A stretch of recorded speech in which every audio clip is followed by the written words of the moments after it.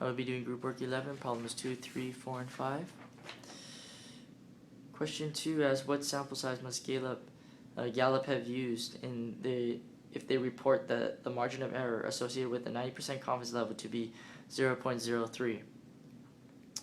So to find our sample size, there's actually a set equation. N is equal to the probability of success, which I labeled up at the top, times 1 minus the probability of success times the z-score, divide that by the margin of error squared. And our margin of error is actually given in this problem. It's 0.03. So n, our sample size, is equal to 0.75 times 1 minus 0.75 times 1.64, divide that by 0.03 squared, and we come out to have that our sample size is 564. Question 3 asks, would the margin of error associated with a 95% confidence level be smaller or larger than the margin of error for a 90% confidence level? And explain.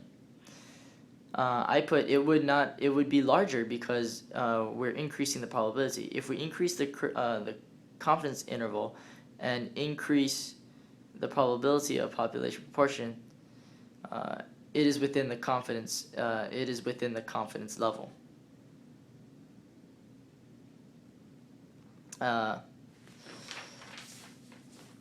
Problem 4. For 4 and 5, it tells us suppose you would like to conduct your own survey of Stocktonians. Question 4 asks, what is the maximum margin of error that you should expect from your survey if you choose a 90% confidence level and a sample size of 500 people? Do not assume you know anything about the sample proportions will be. So, to find the margin of error, there's actually also an equation as well. All we need to do is multiply our z-score times our standard error.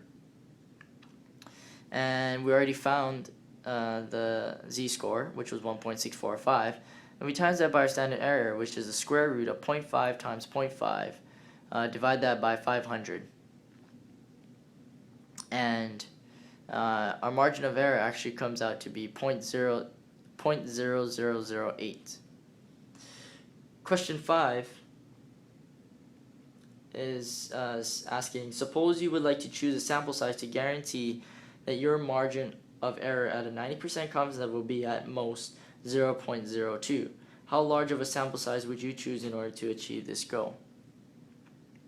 So again, we would use a sample size equation, and we would use the values 0.5 times 0.5 times 1.645, divide that by 0.02 squared, and that would give us a sample size of 1,642.